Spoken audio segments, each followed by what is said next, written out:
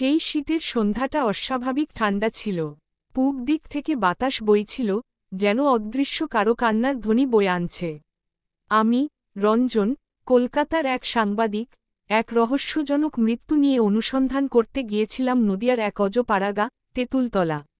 সেখানে নাকি এক পুরনো জমিদার বাড়িতে একের পর এক অদ্ভুত মৃত্যু হচ্ছে।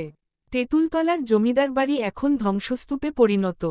কেউ আর সেদিকে পা বাড়ায় না।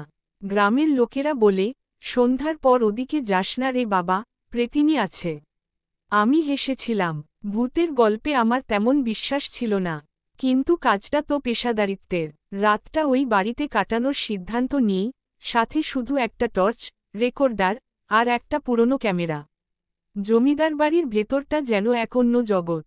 ছাদের ফাটল দিয়ে রাতের চাঁদের আলো ঢুকছিল। পোকামাকড়ের শব্দ, ঝোড়ো বাতাসের শীষ, আর দূরের কুকুরের ডাক মিলে একটা গা ছমছমে পরিবেশ তৈরি করেছিল। রাত 1টার দিকে হঠাৎ টর্চটা নিভে গেল। আমি ভাবলাম ব্যাটারি শেষ। হঠাৎ শুনি, কারা যেন ফিসফিস করছে আমার কানের পাশে, চলে যা, ফিরে যা, রক্ত চাই। আমি আতঙ্কে চিৎকার করে উঠি। রেকর্ডারটা চালু করে রাখি। চারিদিকে তাকাই, কেউ নেই। হঠাৎ একটা ঠান্ডা হাত আমার ঘাড়ে। আমি জ্ঞান হারাই।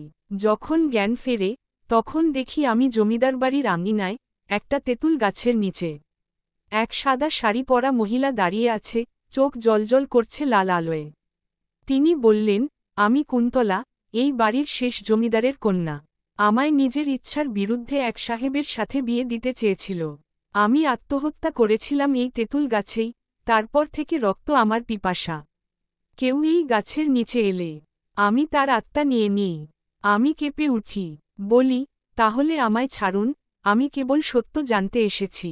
তিনি হাসেন, একটা বিভৎস হাহা, তোমাকে আমার দরকার। কারণ তুমি জানবে সব, লিখবে সব, আর সবাই বিশ্বাস করবে। অজ্ঞান হয়ে পড়েছিলাম। সকালবেলা গ্রামের লোকেরা আমাকে উদ্ধার করে। আমি ফিরে আসি কলকাতায়, রেকর্ডার আর ক্যামেরা সঙ্গে নিয়ে।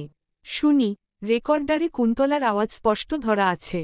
আমার প্রতিবেদন প্রকাশের পর পুরো এলাকা তোলপাড় হয়ে যায়। সরকার জমিদার বাড়ি ঘিরে দেয়। কিন্তু কুন্তলার আত্মা কি সত্যিই মুক্তি পেয়েছে? না, কারণ সেই রাতে, আমি এখনও তার চোখ দেখি, ঘুমের মধ্যে, আয়নায়, এমনকি কখনো ফোনের স্ক্রিনে। সে বলেছিল, তুমি লেখো, সবাই জানুক, তারপর আমি অন্যদের ডাকি। এই গল্প যখন লিখছি, তখনও আমার চারপাশে ঠান্ডা একটা বাতাস বইছে। দরজা আপনাতেই খোলে, রাত 3টে বাচ্চার কান্না শুনি, যেখানে কোনো বাচ্চা নেই। আমি জানি, কুন্তলা আজও আছে, আমার পাশেই, কারণ আমিই তো তার মাধ্যম, তার গল্প ছড়ানোর একমাত্র পথ।